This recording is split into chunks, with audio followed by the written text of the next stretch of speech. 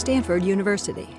So David here says there's a trap door, so if I talk too long, so I'm going to try to speed up, but I'll try to cover.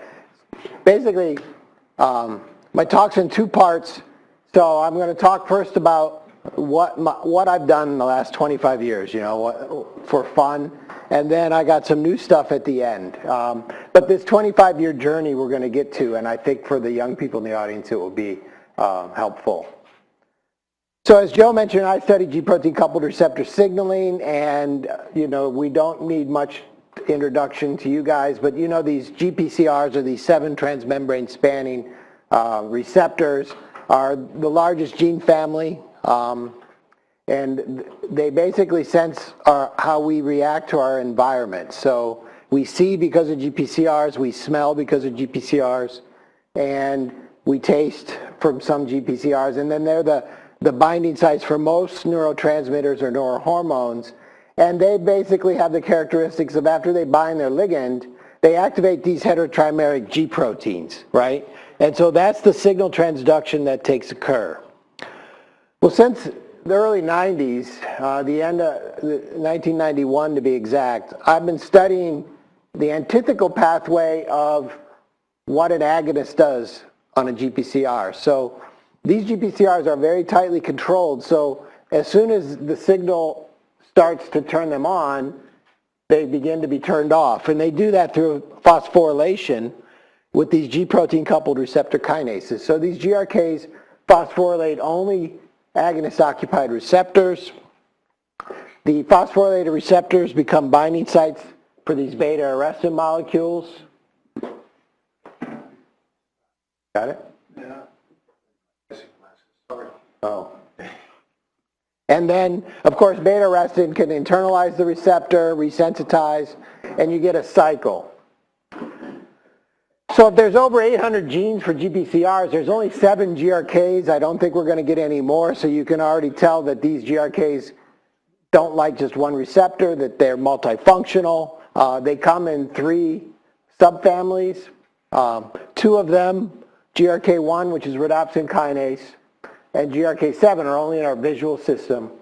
So that leaves 5 to be more ubiquitously expressed, and so they have a lot of substrates. So GRK2 used to be called BARK for the beta-adrenergic receptor kinase because it was purified with the beta-2 adrenergic receptor in the 80s, and so it's not just a BARK, so it phosphorylates hundreds of receptors, so GRK2 is more politically correct, I guess. But so these GRKs, they're ACG kinases, so their catalytic domains are homologous and similar to PKA, PKC, some of those type of kinases, but they have different amino and terminal and C-terminal tails that are involved in regulation. So our story today is about GRK2. It has this long carboxy terminal domain that we showed in the early 90s was the way that this GRK got to the membrane. So if you crack open any cell or any tissue, over 80% of the GRK2 is going to be in the soluble fraction, but its receptor substrate is in the membrane. So we learned that through this beta gamma binding. So when G proteins are activated, you have the G alpha and the G beta gamma. And so the G beta gamma is anchored in the membrane with a 20 carbon lipid, and GRK2 binds to that, and then through a pH domain then binds the PIP2 on the membrane to keep it anchored at the membrane where it can phosphorylate receptors. So what I tell you first about is my 25-year journey. Since I'm a director of a translational medicine center, this is kind of our paradigm of translational research, not bench to bedside, but it has to start at the bedside, right? You need a clinical question that you want to solve, and then you can go back to the bench. We, of course, are big users of transgenics and then small and large animal models. And so I'll quickly run through 25 years that started here with a clinical observation, and now we're at the brink of clinical trials. And so I don't know if I have 25 years left, but hopefully we'll get somewhere before then. So let me introduce heart failure in a different way than you probably think about it. So this is kind of some of the ways we think about heart failure when we're looking at our our specific target that I'm going to tell you about. So you're all familiar with the fight or flight response, right? So that's our sympathetic nervous system that senses low cardiac output and increases norepinephrine and epinephrine to increase cardiac function. So how does it increase cardiac function? It increases the rate and force of contraction. But also for the fight or flight response, it dilates our blood vessels so the blood goes to our skeletal muscles, so when a tiger is trying to chew our arm off, we can run the hell away. All right? But the beauty of all of us who don't have disease is that when the danger or the stress goes away, our heart rate comes back to normal and the fight or flight response turns off. And so this is the components of that fight or flight response on the cardiovascular system that I was talking about. You have the sympathetic nerve terminal releasing norepinephrine. You have the adrenal medulla that releases mainly epinephrine. And their targets on a cardiac myocyte are the beta-adrenergic receptors, which is still the most powerful way to increase the rate and force of contraction of the heart. Now what happens in heart failure? Well, for a lot of people with heart failure, the fight or flight response is broken. So the body senses that there's low cardiac output either through a previous myocardial infarction where there's a 20% scar and the rest of the heart has to beat stronger, then eventually gets weak. So it pumps out norepinephrine to try to flog that heart to increase. But in the end, the heart doesn't respond.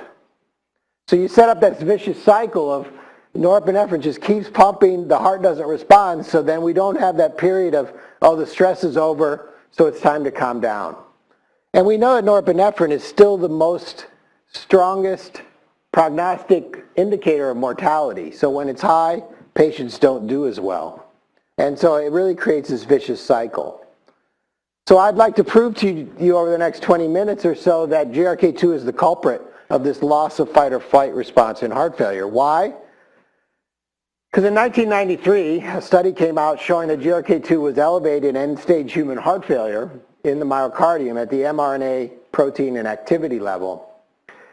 And this added to our knowledge at the time that the beta-adrenergic receptor system was dysfunctional in heart failure. But even the receptors that remained didn't talk to G proteins very well. So that study filled this gap that if you have increased levels of this kinase that shuts off receptors, then maybe that's responsible for this uncoupling that we see, and then the heart can't respond to catecholamines, and then the body doesn't know when to shut off catecholamines, and of course catecholamines are toxic. And this is all part of why, adding to why beta blockers eventually were used in heart failure to block the catecholamines. So I told you that we mapped this beta gamma binding domain. So in the early 90s, we started to use peptides from that region, and we could block this beta gamma binding. So we basically had a way to keep GRK2 off the membrane and to prevent receptor desensitization. So in our therapeutic design, now we had a tool to ask the simple question, because I'm a very simple guy. So the question was, this GRK2 that's upregulated in heart failure, is it good and protective, as most of my cardiology friends were telling me, or was it bad and maladaptive? This was a tool that we could at least test that hypothesis. So we first made transgenic mice, and this is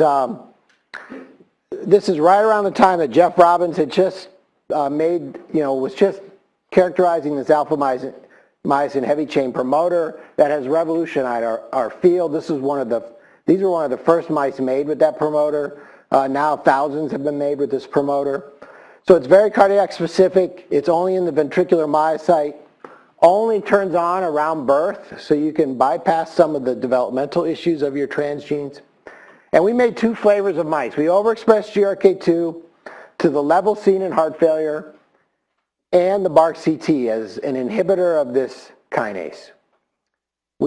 At the time, this is a in vivo molar catheterization of mice where you can get real pressures in the left ventricle.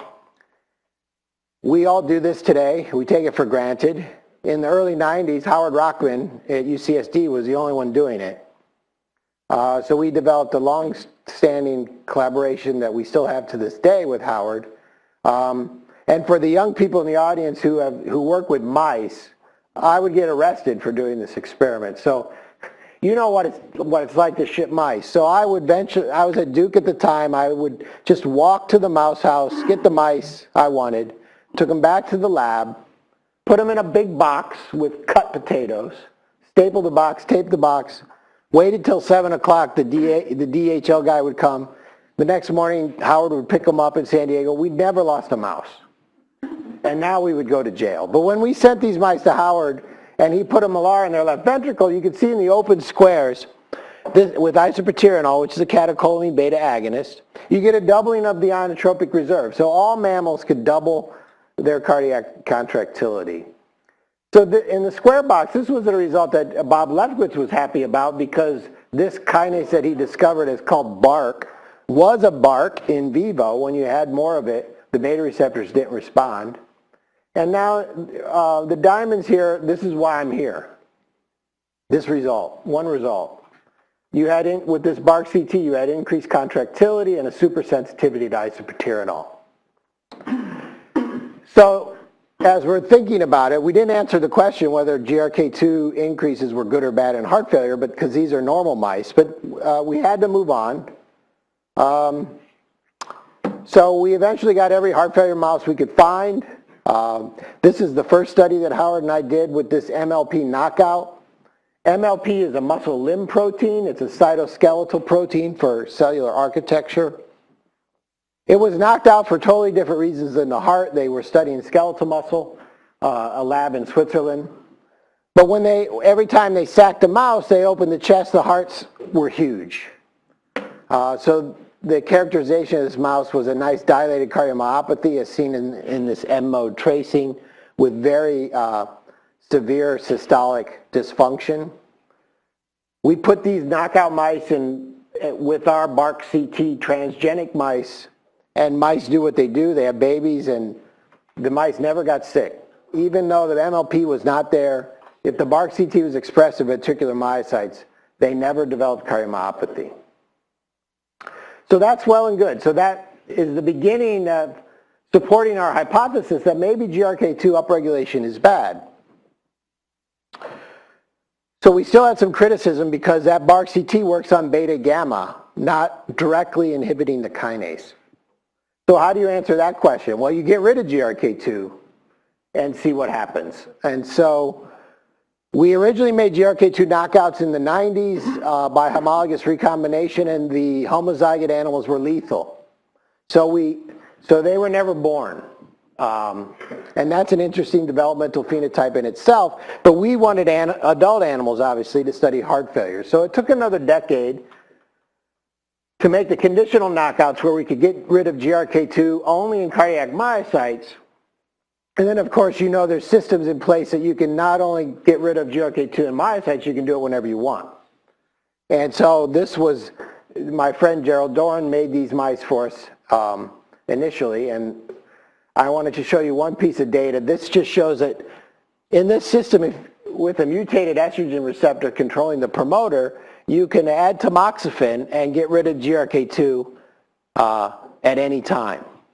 And so I'm showing you this one piece of data from this study because it's the simplest but most robust support of my hypothesis. So this is just a simple survival curve where we gave mice a myocardial infarction. We waited 2 weeks until they had severe LV dysfunction, and then we added tamoxifen to get rid of GRK2 in the myocyte. And you can see in the black, after that was done, the mice stopped dying. So very simple, but very robust. When you lose GRK2 in a failing myocyte, the animals stop dying. So I want to move on from the mice. You know, we have a couple hundred papers on these mice, but anyway, there's significant overlap in the BARC CT animals versus the knockout. So we think the BARC CT's main effect is inhibiting GRK2. we hear all the criticism about, okay, it could be beta gamma, and we've actually published some subtle differences. One's the L-type calcium channel. But what I want you to talk about, and I don't have time to talk about all this data, there's other things to think about when you're talking about GRK2. So we do publish that the beta adrenergic receptor and this fight or flight response is altered. But remember at the beginning, GRK2 phosphorylates hundreds of receptors. We don't know all of them, and we don't know all of them in the heart. Obviously, the beta receptor is the highest expressed GPCR, so that could be part of this mechanism. If you block GRK2, some receptors then get phosphorylated by other members of the GRK family, which people have shown leads to other outcomes. So that's obviously part of the mechanism. And then what's kept my lab in business and having fun is that we found that GRK2 has non-receptor activity in the cell. And one of that we're going to come back to at the end, towards the end, and that's mitochondrial function. And we have, with Jonathan Stamler, we published a series of papers showing a nice reciprocal negative relationship between GRK2 and the NOS system. But coming down our translational paradigm, so when we made our first transgenic mice, it was 1993. That MLP mouse that I showed you that we rescued, that paper didn't come out till 96. So my lab started in 95. So when I wanted to test my hypothesis that BARC-CT and GRK2 inhibition could be good for heart failure, we had to move away from the mouse. We couldn't do it in the mouse. My lab was in the Department of Surgery. The CT fellows at Duke spend 2 years in the lab in their 3rd and 4th year of residency. No clinical responsibilities. They love to do animal work. And so we worked with adenoviruses at the time because the BARC-CT is a peptide. So we used adenoviruses. We were able to get custom catheters to catheterize a single coronary artery of rabbits. And we were able to show with the limitations of the system that for at least that week or two the BARC-CT was expressed, we could get reversal of cardiac dysfunction. But again, adenovirus is not going to be used for a chronic disease such as heart failure because of the limitations of the virus, and then the development of these AAVs. So that's how I got into gene therapy initially, to deliver the BARC-CT. So this is a study that I wanted to do in 1995. I had to wait a decade or so to use these AAVs that basically express forever. And this is a rat study where I don't want to show you the data, but I only want to show one piece of data coming back to my original hypothesis that we always thought that as part of the mechanism of GRK2, if the beta receptors now respond to catecholamines, there'd be feedback for the fight or flight response to be restored. And that's what we found, and this was the first study we were able to show that. Here's plasma norepinephrine and epinephrine in these are 6 months after MI in rats. And you can see the catecholamines, the circulating catecholamines are high.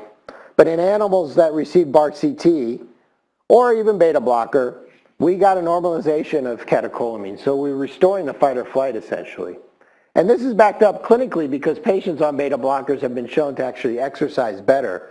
So as pharmacologists, metoprolol, carvedilol, they're competitive antagonists. So when norepinephrine wins locally, that's going to end up in activating the receptor, and that's been shown that they actually signal better.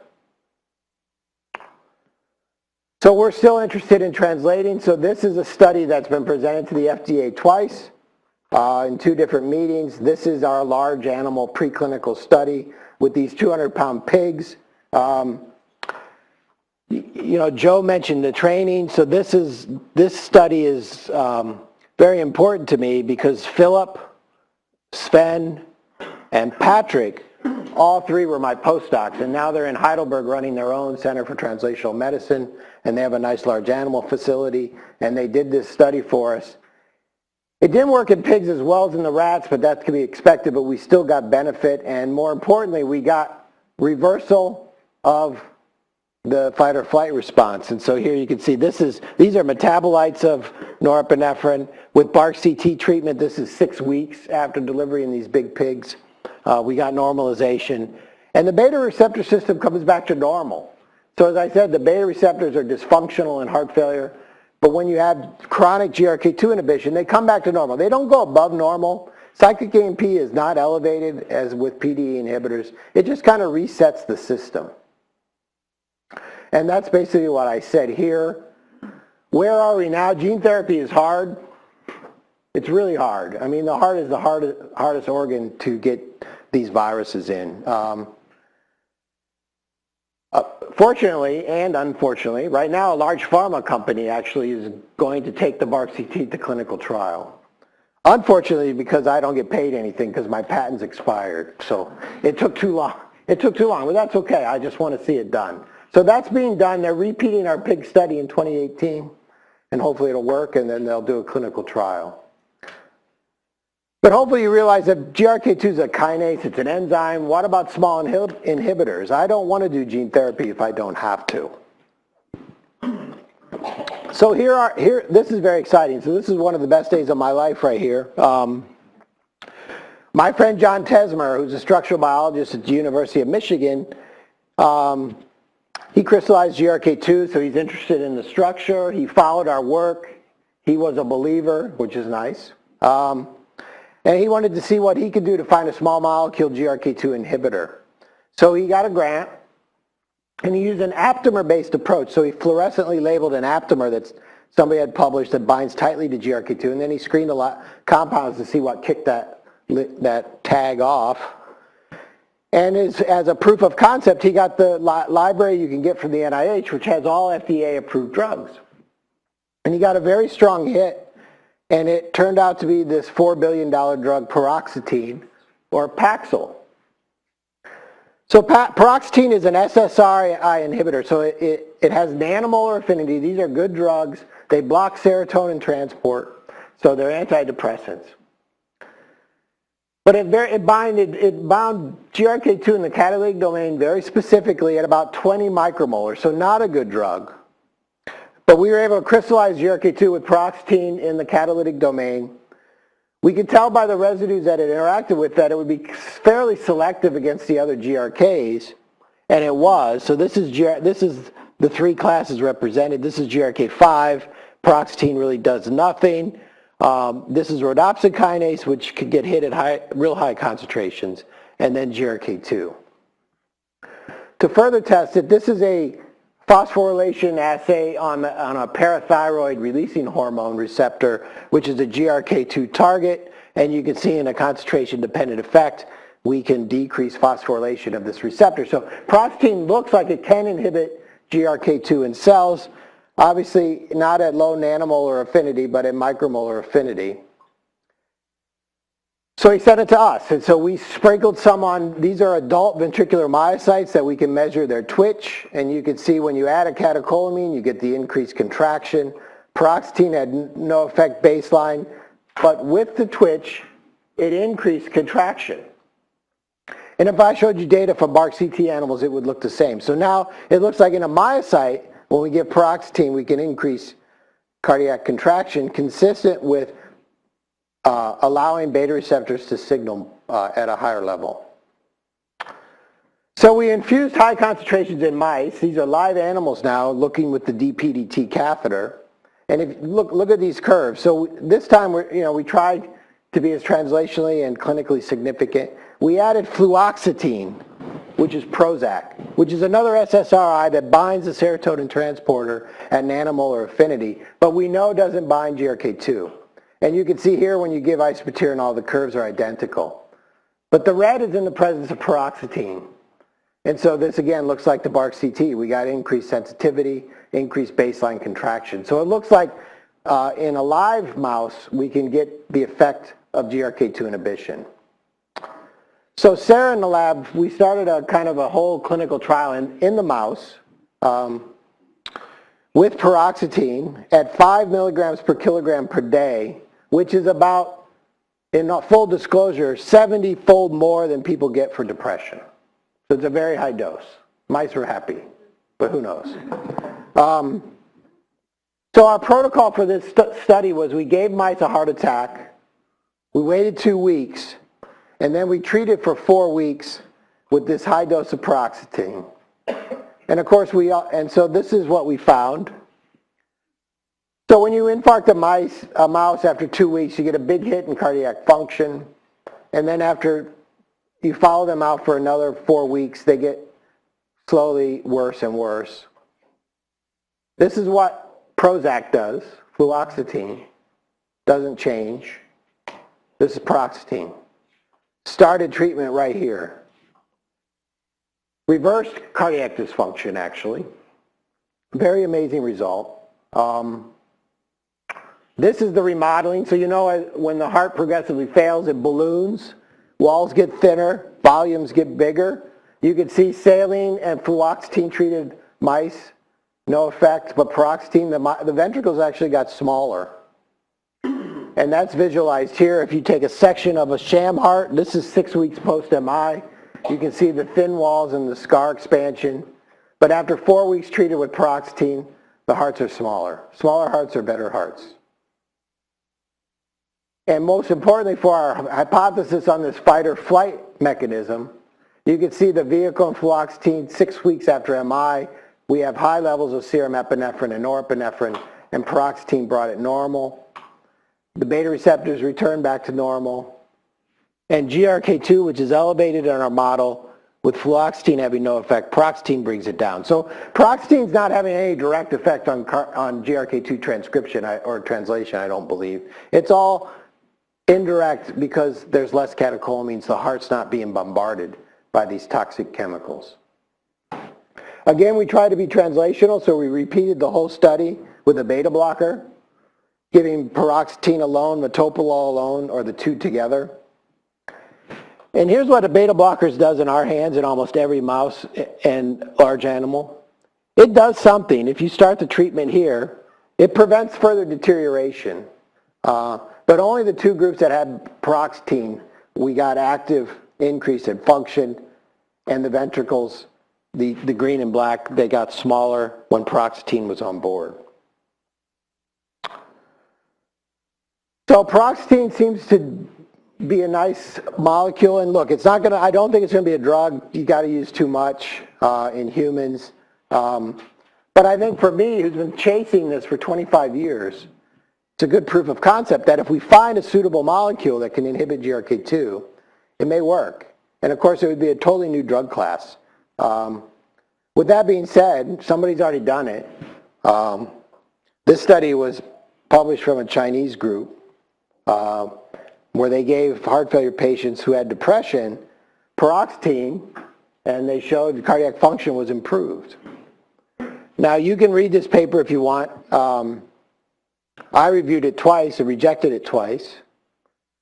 Told them that if they really wanted to prove that this was GRK2 inhibition, they should have a fluoxetine group.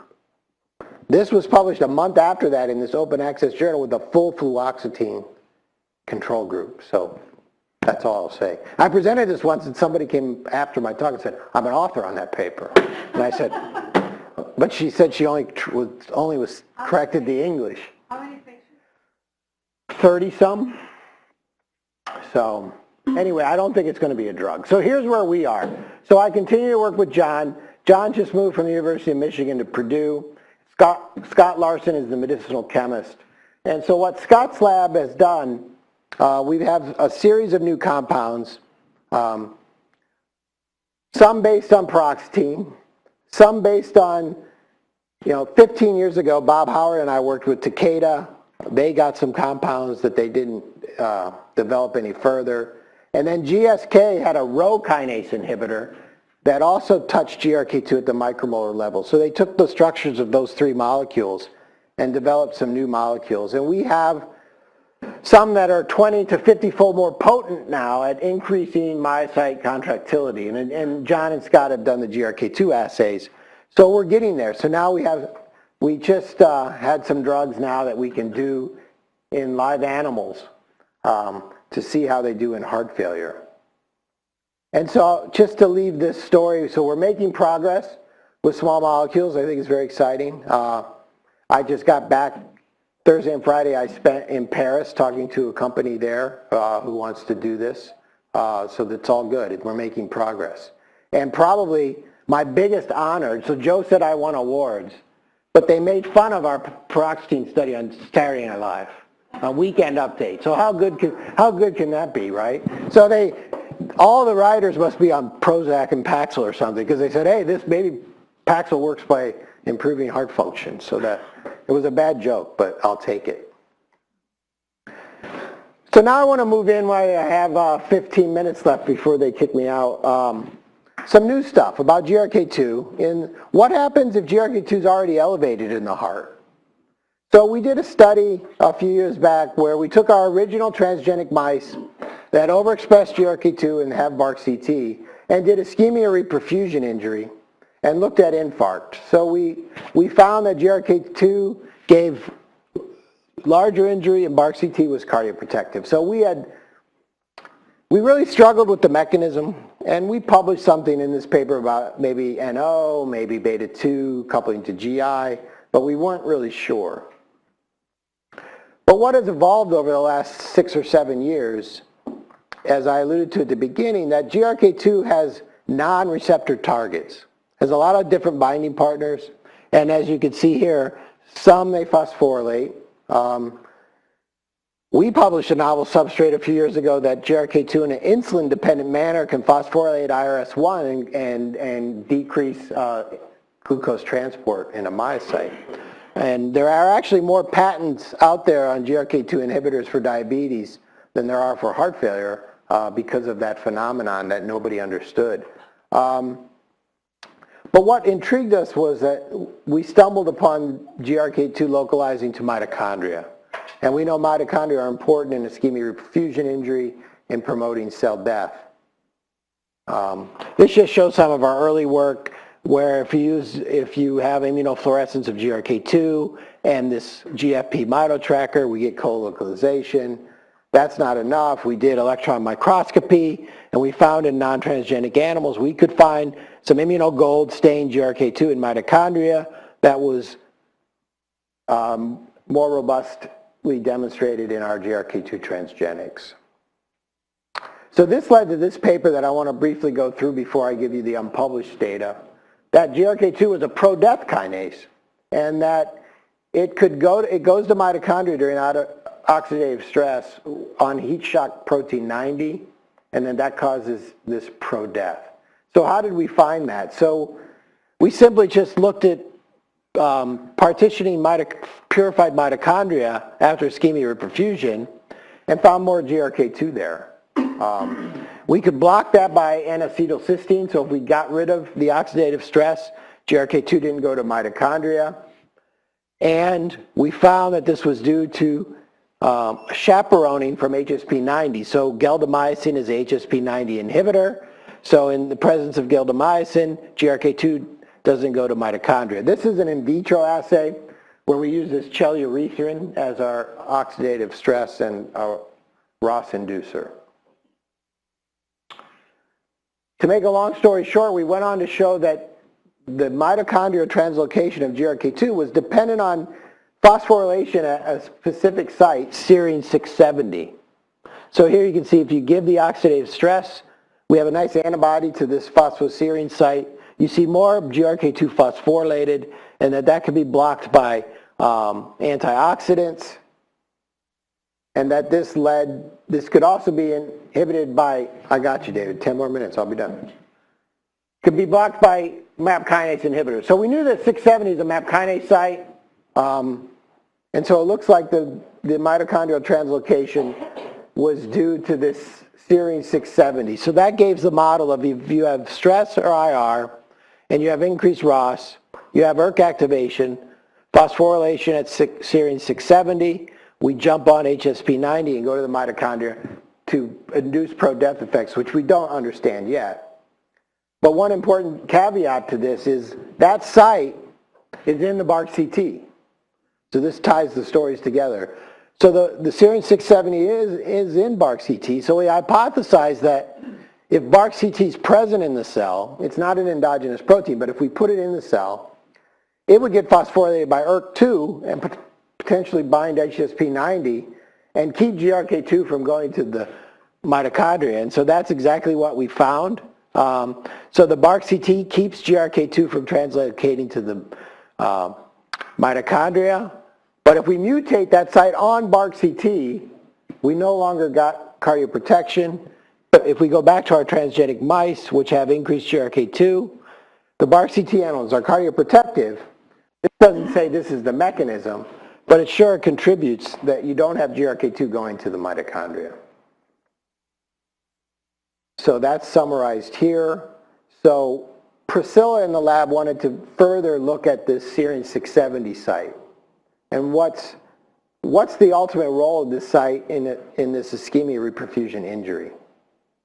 So we made a knock-in mouse using CRISPR technology where all endogenous GRK2 has an alanine at that residue. So it can be regulated by ERK. The mice seem to be fairly normal.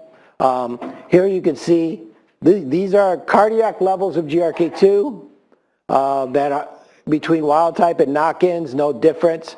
But if we use the phosphoantibody, it only lights up in the wild type animals. So we've made the correct mouse. This is the two channels, red for P70 and green for GRK2, and you can see they only give you yellow in the wild type. So all looks good. Beta receptor density was fine, hemodynamics, echo were fine. So what about when we gave them ischemia reperfusion injury? So lo and behold, we found great cardioprotection in these knock-in mice. So when GRK2 can't go to mitochondria, we have robust smaller infarcts 24 hours after infarct.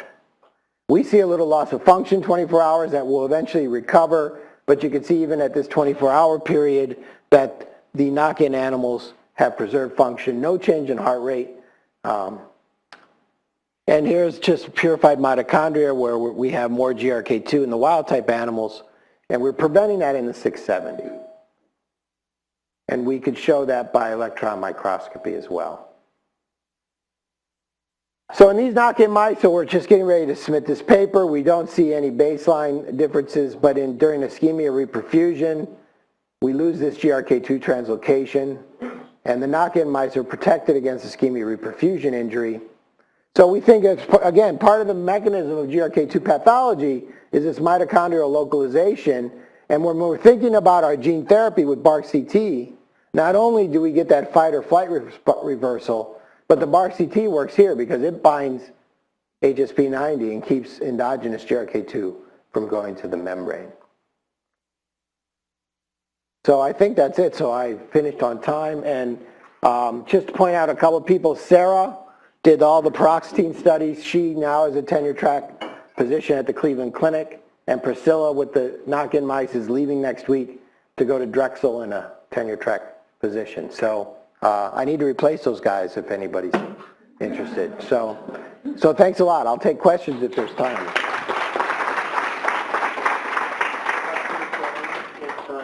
That's the question. Mm-hmm. One, your new small molecule is an SSRI inhibitor. So the ones that I showed here, although they've increased affinity for GRK2 20-fold, they still hit the serotonin transporter, but the affinity is lower. So we're we're shifting it a little bit. Maybe the trick to make it non-blood-brain barrier. We wouldn't want it to be blood-brain barrier for sure. So that could be the shift to prevent the SSRI. And second question regarding the mitochondrial GRK in the mitochondria. So tell us a bit, what are you doing there? Did you check the mitochondrial function and what do you think is the target? So certainly we seem to be stimulating some of the pro-death signaling. Functionally for mitochondria, we have found some defects in respiration, but only to fatty acid substrates, not to glucose. So those are some of the things we're pursuing. It's interesting. But, and we've checked the mitoffusions and those things, and we didn't see any differences there. Yes, hey. Very simple question. In the setting of cardiac surgery, and on the heart-lung machine, resting had epinephrine go up into 13,000. We know clinically that sometimes it's not a good idea to feed the heart when it has to come back to work off the heart-lung machine. The question is, do you have any data from over the years that you've looked at acute changes in the receptor, and all your data seems to start like at 1 week? What happens in 3 hours to those receptors when we're beating hell out? Well, so they certainly will internalize and be taken away from the membrane, but not in 3 hours, not permanently. Brian obviously would know much better than I on that. But I think, desensitization happens within seconds. Internalization happens quickly. So in that acute window, your beta receptors are they're also being desensitized. So they're being phosphorylated, so they're not coupling very well. But certainly, yes, they don't want to be hit with a lot of catecholamines. So Brian, quick question. So you talked about your Paroxetine gene therapy that your patent ran out, and so what is the plan to get that gene therapy started? Who's going to pay? A large pharma's doing it. Large pharma's doing it. Then did you file another patent? Or? No, I'm just helping. I'm just consulting for them.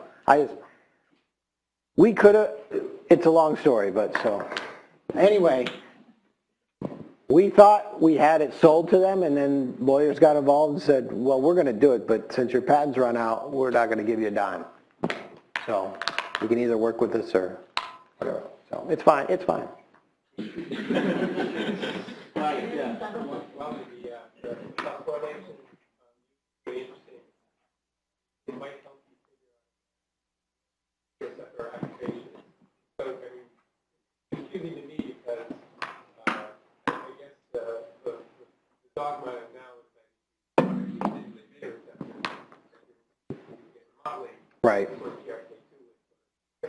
Well, that's what people have said, but yeah, it is. I understand people's the difficulty putting it all together, but I think a GRK2 inhibitor is not always pushing the button like a beta agonist. So it's allowing the body to do endogenous pushing, I guess. But it also says our data in every case where we've done Paroxetine with metoprolol or Paroxetine with metoprolol, we get an additional effect. So obviously, it's not all beta receptors.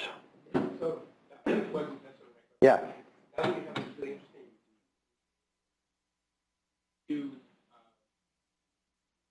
cause heart failure. Well, that's what we have to do. Yeah, that's a great study to do. We've only done the ischemic perfusion, and she's looking for a job. I got a job, so now we can do other things. Do you think it's possible that